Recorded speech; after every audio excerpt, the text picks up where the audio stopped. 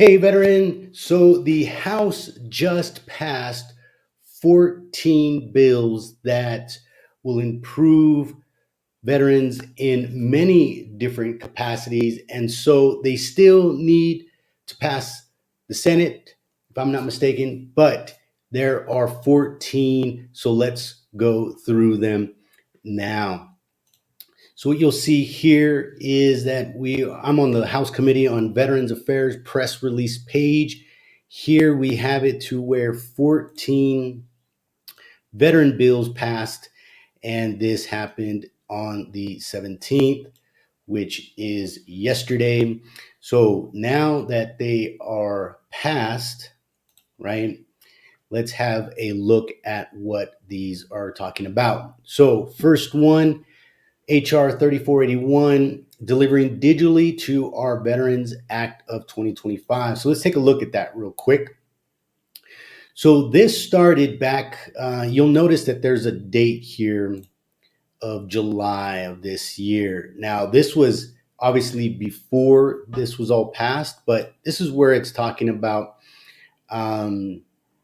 what this is pertaining to, right? So today, so the delivery to our Veterans Act and the Veterans Hearing Health expansion are ready to be considered. Now, if you'll notice one thing, or let me point this out, this did not pass. This did not pass as well. These two right here, the Fraud Act and the Health, and I'll show you that here in a minute. So let's take a look at what did pass. So delivering digitally to our veterans. So this covers right here. Now, the Delivering Digitally to Our Veterans Act would amend current law to authorize the VA to send GI Bill and Solid Start updates through digital messaging instead of only physical mail. Additionally, the bill would save the VA money by reducing paper use and giving veterans the option to receive all updates on their computer device. So basically, this is a way for VA to save some money, just like our banks do. I know when you open up a bank account, it always now gives you the option. I recently opened up a bank account and or a bank slash investment account, and it asks from the very beginning. First, do you want to sign up for paperless and authorizing to have paperless? So this is what this act means here. So let's continue. So now the HR 1107, Protecting Veterans Access to Telemedicine Services Act of 2005. This is a very important one, right? Telehealth is so important that we want to continue it to keep going.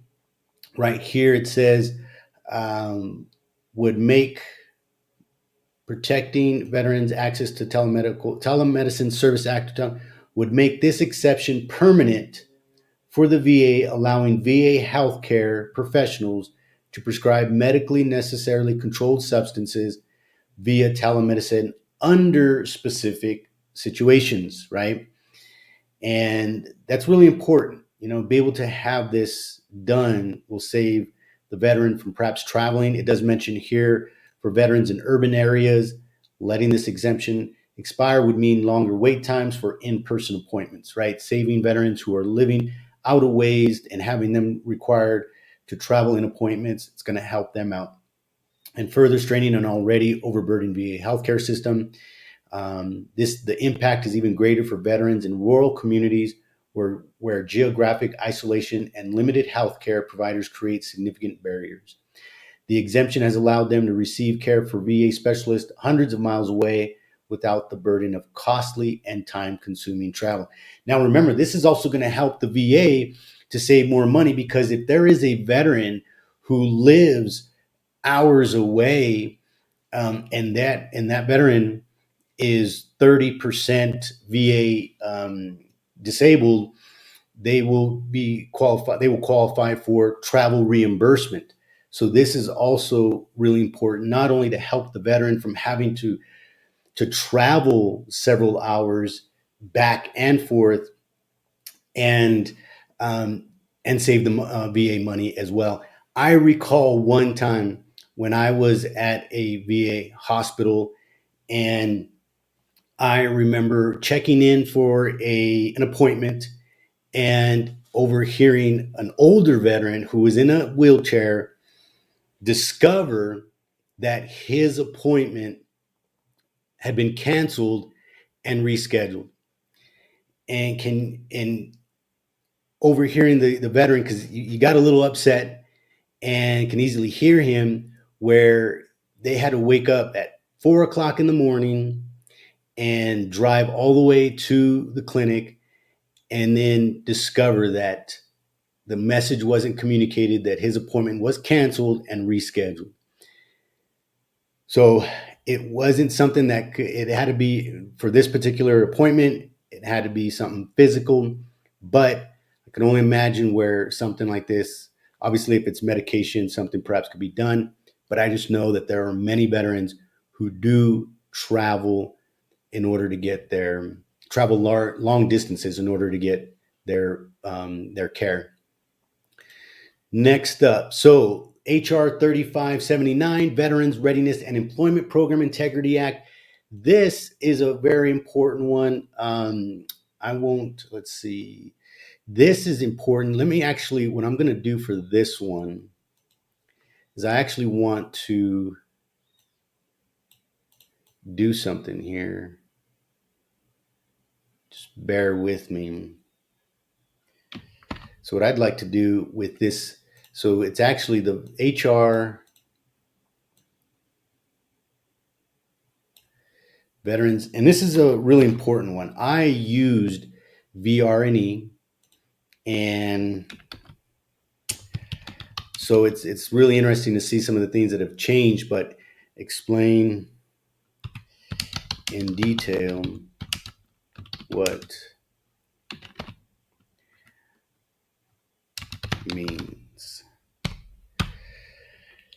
So once again, this passed the House. It still needs to go through the Senate, but want to make sure that this um, this is important, because I know a lot of veterans uh, try and take advantage of VR&E, and it's really important because back in the day, let's say 20, so about 9, 10 years ago, or maybe less than that actually, where if you wanted to apply for VR&E, you can apply for it, state your case, take some exams, and you can then receive a decision.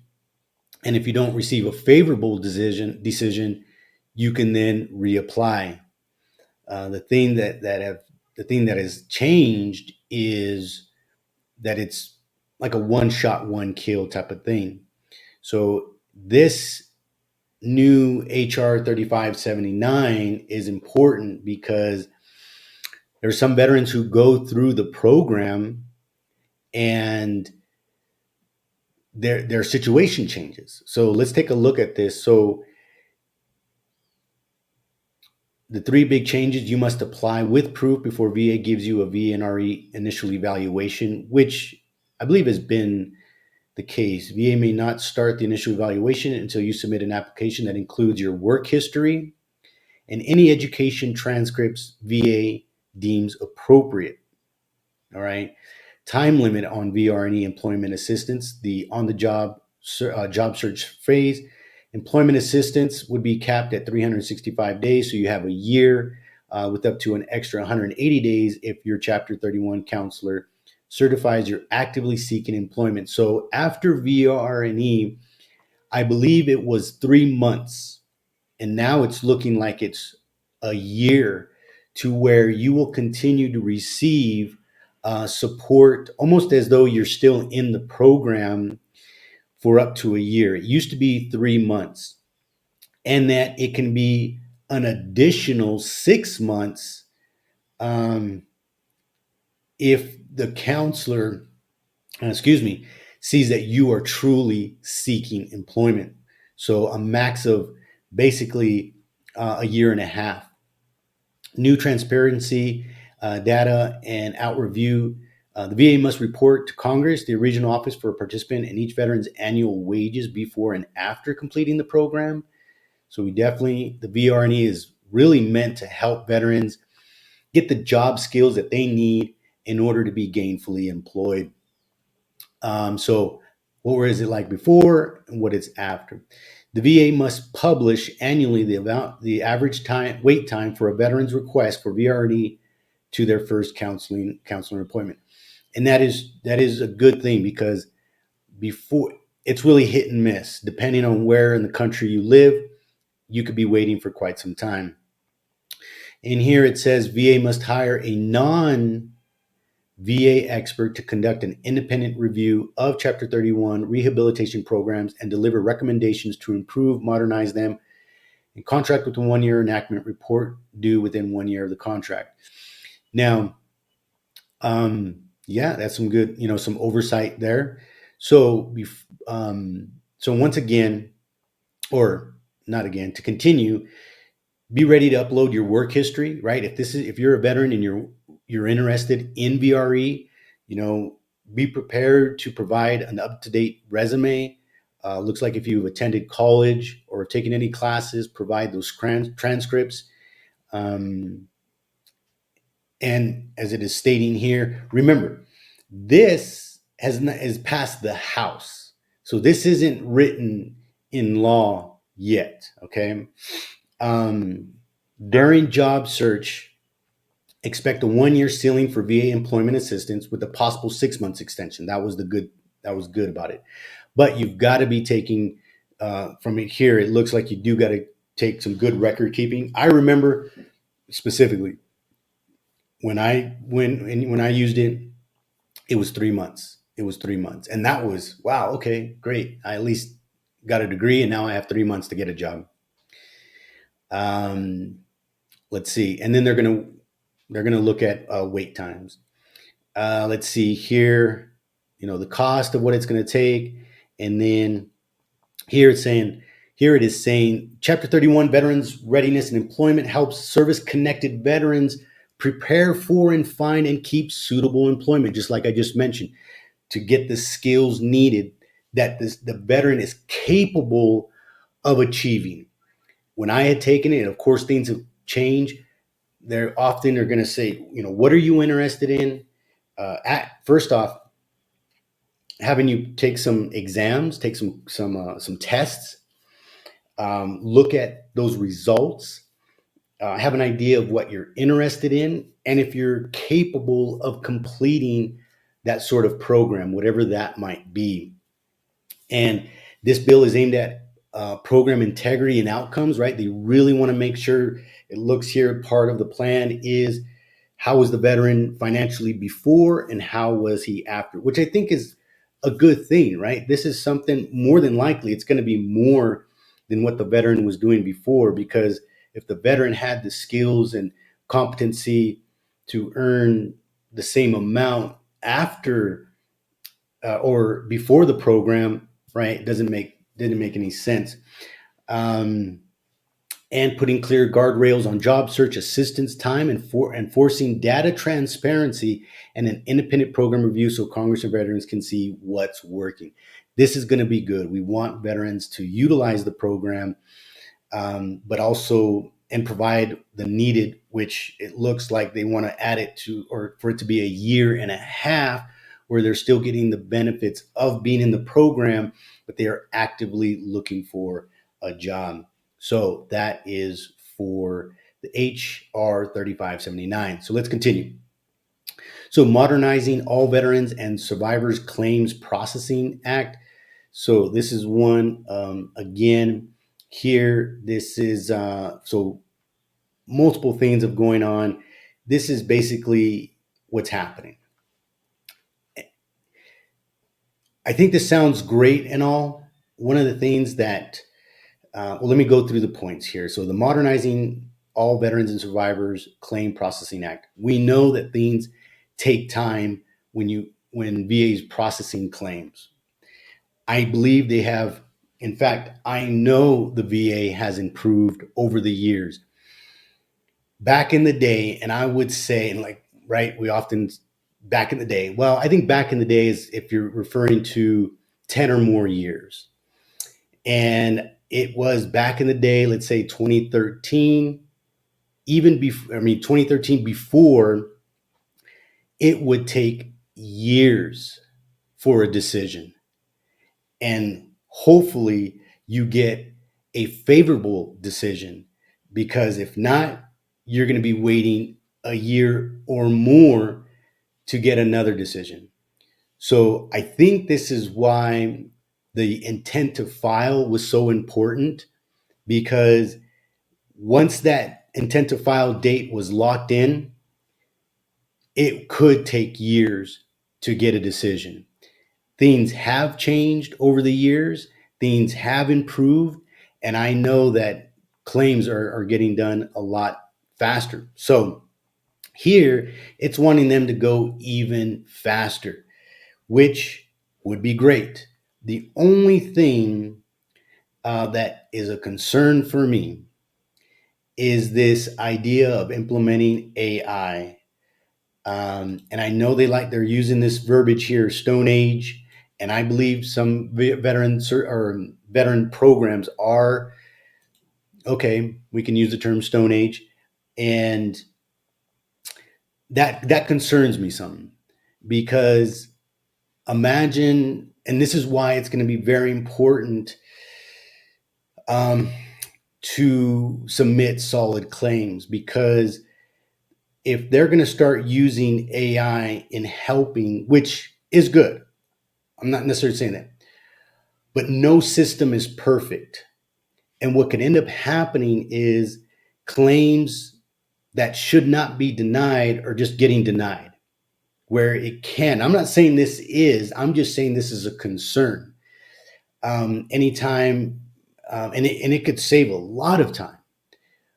There's just that one little thing that kind of perks up when I see this idea of utilizing AI technology, because it goes based off of how the program is developed and what is it being fed to warrant a favorable result or a non-favorable result. And I'm not saying that they're necessarily going to use the technology to approve or disapprove. It might be a system to where the claim is submitted, a program goes through all the documentation, because it is possible, and then can spit out what I would think would be a yay or nay, or a draft of what to look for, whether, and there could be a weight of agree or deny or approve with reasons why, and then somebody could be looking at it. And there's a term called human in the loop. So if you've been with technology and AI, what's really happening is AI is not going to change. AI is only as good as the person who's using it, first off. And second of all, you've got to have these, what they're calling guardrails, where one of them is having another term where human in the loop. So I can see where once claims are submitted and it goes through this AI system, so to speak, and then eventually it still needs somebody to lay eyes on it, where everything could be set up to where it's okay. Here's what to consider for this claim, and that rater can go right through it. But there's got to be there can't be this technology loop without a human overlooking it, to where it's a system where it's denied or approve, or deny or approve, deny or approve, because that could create additional problems, to where one day somebody finds out that all these that were approved shouldn't have been approved, and all these that weren't approved should have been approved. And so once again, that technology, it goes, technology is great, but also who is programming it and how is it being programmed. So that's the only thing that or that I think of right off the bat. And of course, we want to hear about improvement of taxpayers' money. All right. So now let's see, Travel Act. So the Travel Act, once again, it talks about what we had mentioned earlier, where there are people who live um, long distances, right? So healthcare and how that can be an impact in people's care. Now, here, the Travel Act, healthcare access for men and women who have served means meeting veterans where they live, timely and quality care. Now, here's the thing. But for veterans living in hard to reach places like our territories, that care isn't always there. Now, the thing with this is that it's talking about U.S. territories. I know, where is this at? I was reading it.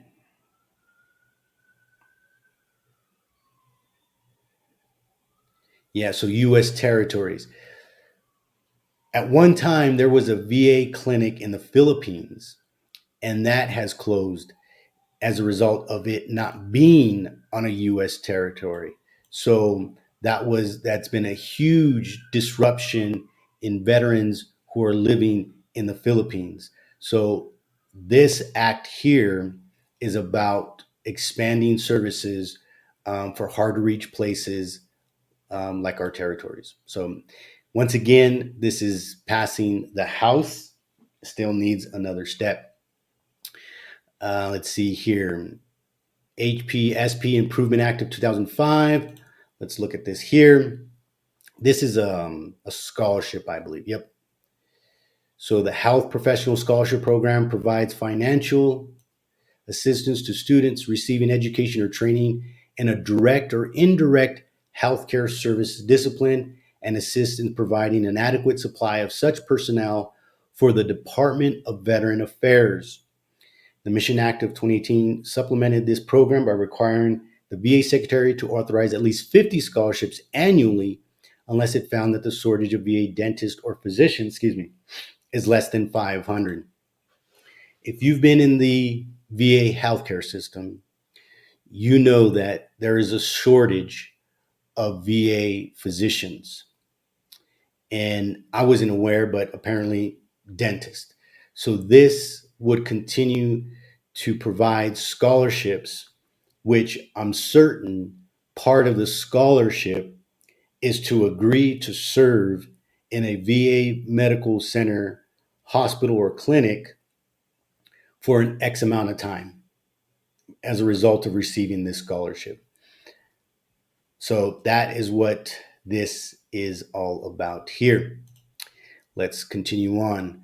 VA Hospital Inventory Management System Authorization Act, improving that management system. Let's take a look at that real quick.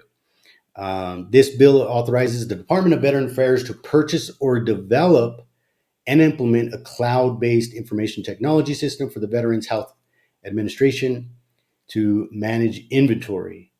If the VA purchases or develops such a system, the VA must implement a pilot program at one VHA facility before implementing the system throughout the entire VA to determine whether the functions of the systems are satisfactory. I think that's really good because we should know, we should be managing inventory. I think inventory is one of those industries that things get lost and things get stacked and piled places. And so we want to be able to better manage that. And I do like the idea of it being a pilot program at one of the VHA facilities before implementing it throughout the entire VA system. So I think that's a great idea there. Let's continue. Servicemember Residence Protection Act. This one was rather interesting. Not for what it is, but for why it even exists. So let's look at this. And in fact, This is one where if there's ever a time when you're looking at some of this information, for example, this short sentence, this very short explanation, because right here, and I was reading through these before I started this video, and to me it was, I read, this bill amends the Service Members Civil Relief Act to preempt state laws that establish squatters' rights for premises owned by a service member in situations where the premises is occupied by a squatter during a period of military service of the service member. And to me, I was a little baffled by this because I understand there is there is some protection for squatters. So what I did was, as I would like to share with you here, is copy this. And once again, like I did before, let's bring up a new one and explain to me in detail what HR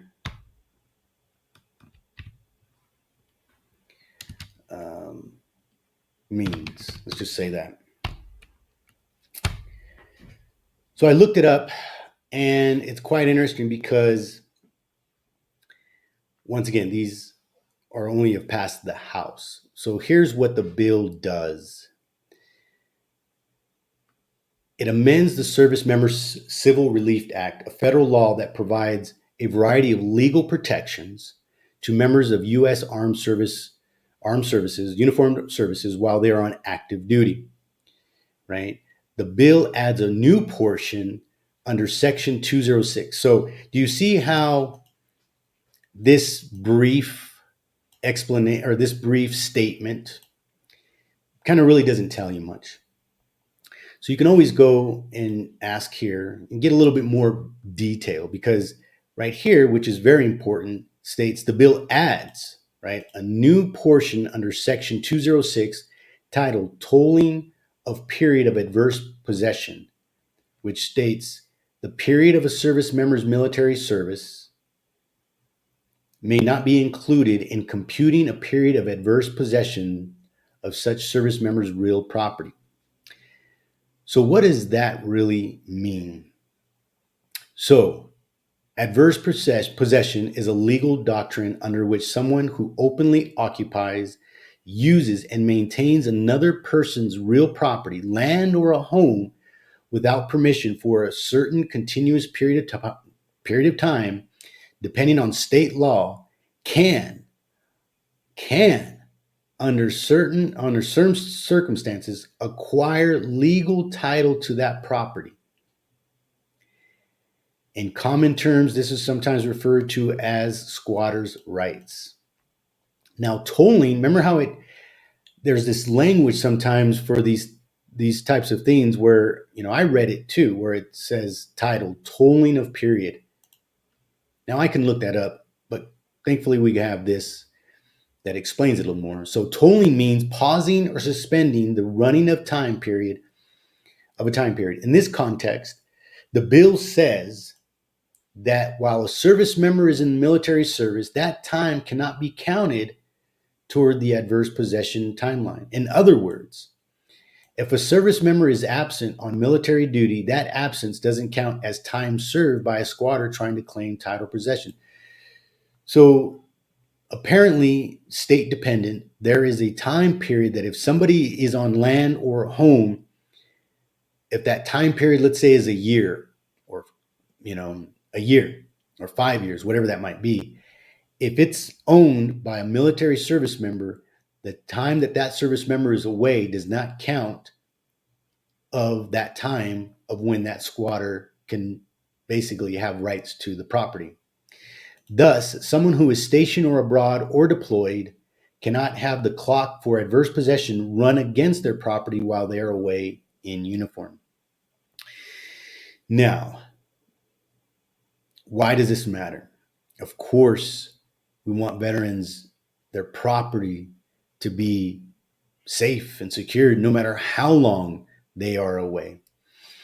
Um, right here, when service members are deployed or serving away from home, they may be absent from their residences, rental properties, or land for extended periods. There is a risk. There is a risk, especially if they are not physically present, of losing control of their property through adverse possession claims by squatters or unauthorized occupants. This bill aims to safeguard against that risk by making sure time spent on active duty does not count toward a squatter's adverse possession timeline. Now, there's these other information, right? And it's state dependent. Right here, like it says, because adverse possession laws are typically matters of the state, each state sets its own statutes and conditions under which adverse possession can occur. HR 2334 effectively preempts those state level laws for service members' own property. So no matter what state the veteran lives in, these are preempts for service member owned property. That means federal law would override any state law that tries to count the service period toward adverse possession, ensuring a consistent national standard for deployed service members. Now, get this. The only reason why this now exists is basically because it's happened. Now, can you imagine that for a moment? Now, potential criticisms or concerns, right? And that's what I like. Just because something sounds good doesn't often mean that it is completely good. Now, while HR 2334 is largely framed as a protective measure for service members, some potential concerns or questions that might arise. Balance with adverse possession doctrine. Right? Adverse possession exists as a legal doctrine under state law for reasons such as encouraging landowners to monitor and maintain property, preventing neglect, or rewarding those who make productive use of land over long periods. Some might worry that tolling service time in this way could limit individuals' ability to claim adverse possession, even in the cases where property owner has truly abandoned their property for reasons unrelated to military service.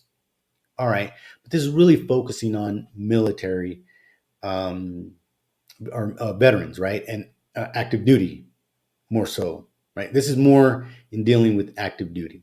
And there's another important part, and I know because I was reviewing this before, is that what is it going to include reservists? Because they can often be gone for times, right? Proof of litigation complications, determining exactly when a service member's period of military service begins and ends, and whether that period should be told could lead to litigation. If a service member is intermittently on service, or if there's a gap or complications, reserve duty, temporary leave, or training deployments, courts might have to parse whether time in or out of active duty service qualifies for tolling. Now, notice and property management, right? Critics might argue that service members have a responsibility to manage or delegate manage of their property, right? Now, and simply rely on federal tolling might not be sufficient, especially in situations where a property is rented, abandoned, or otherwise left unmanaged.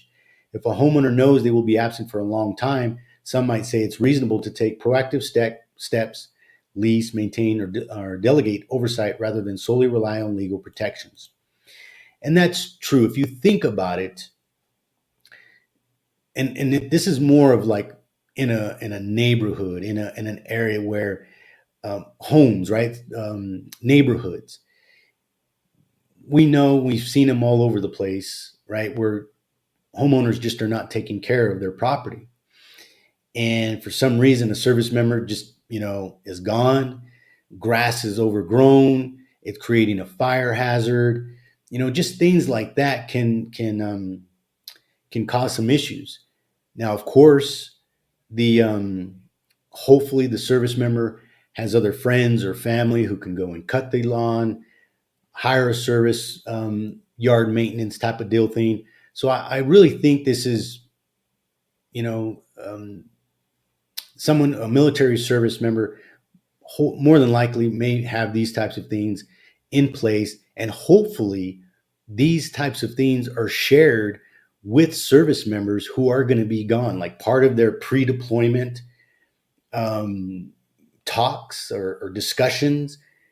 If you are a homeowner and you live alone and there's no one else who's going to be living in the home, be sure that it is properly taken care of, right? Also effects on tenants or renters.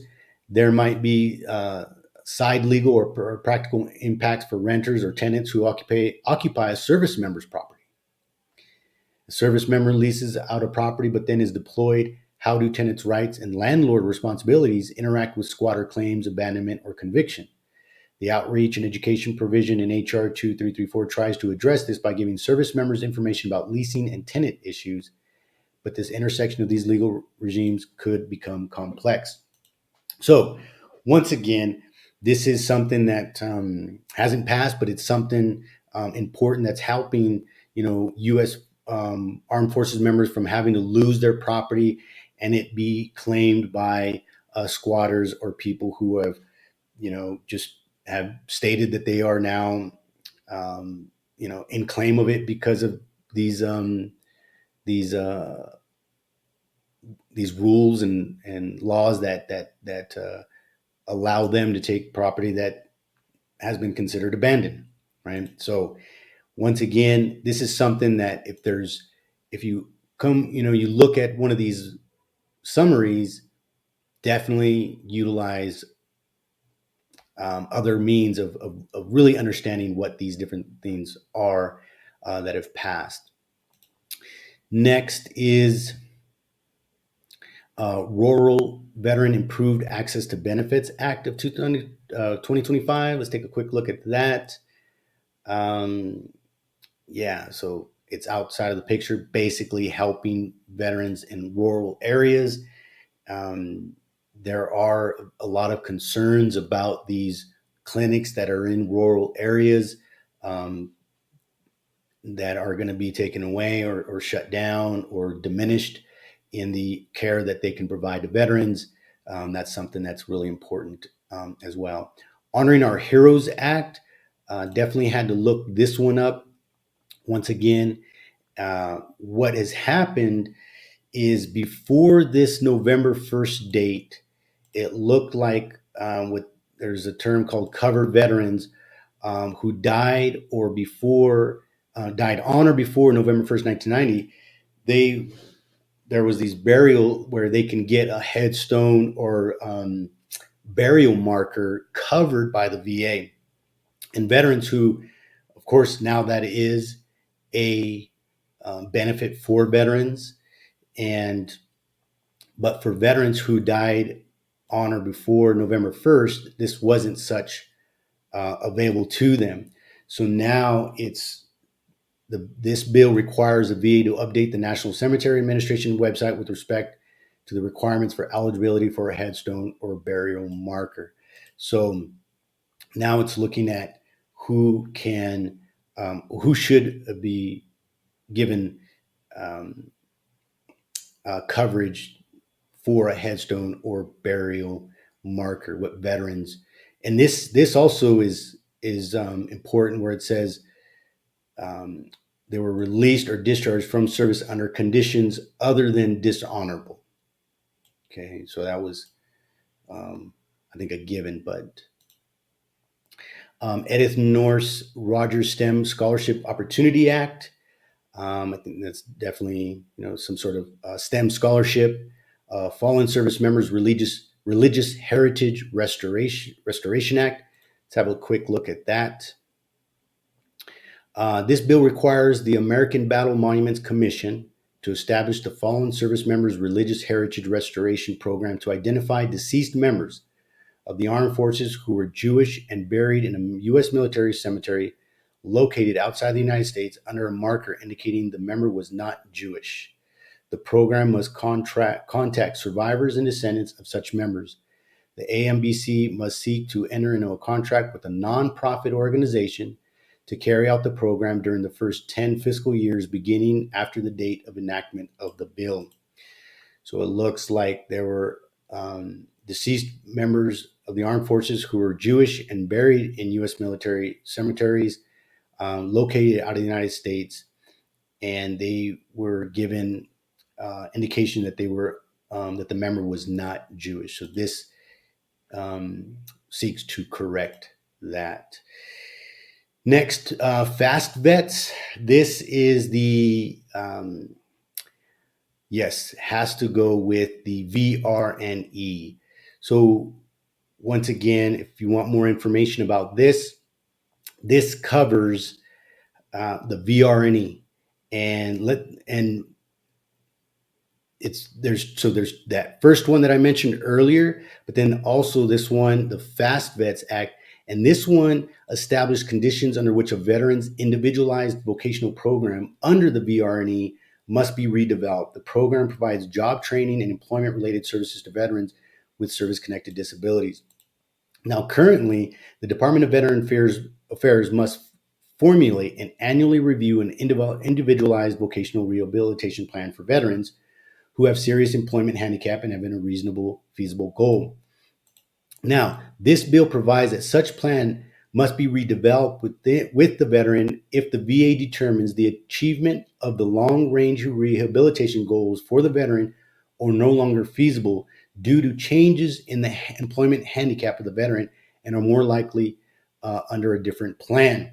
So what this then helps is that if a veteran in the VR&E program, there's something that changes that will allow them to then, if the VA determines that this goal doesn't, they're able to change it. Because once somebody is in the VR&E program, it's literally almost impossible to have it changed.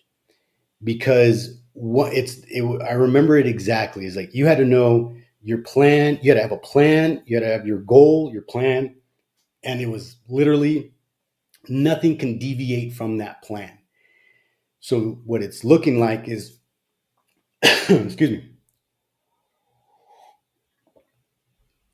what it's looking like is that it now can be changed in to help the veteran who's maybe perhaps in a program where it's 2-3 years and the veteran's condition has changed.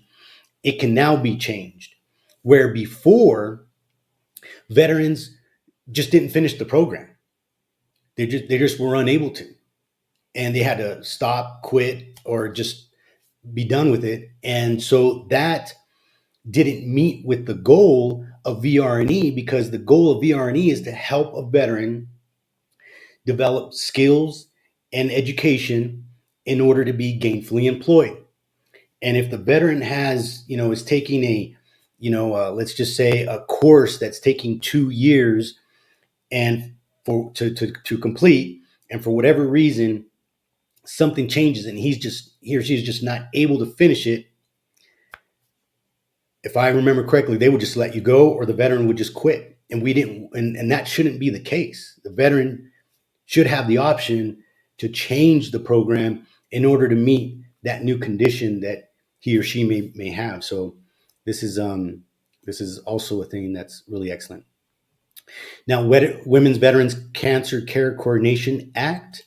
This requires the hiring of a designated regional breast cancer and gynecologic cancer care coordinator for each veteran integrated service network. So this will help veterans that are eligible for such coordination if they're diagnosed with a breast or gynecologic condition and are eligible for health care through the Veterans Community Care Program. So there you have it, 14 bills that have passed the House, and here Wednesday, or I'm sorry, yesterday was Wednesday, the 17th. So there you have it. If there's any of these bills, that I'll put the link to this in the description. And if there's any bill that you would want to know more of, I encourage you to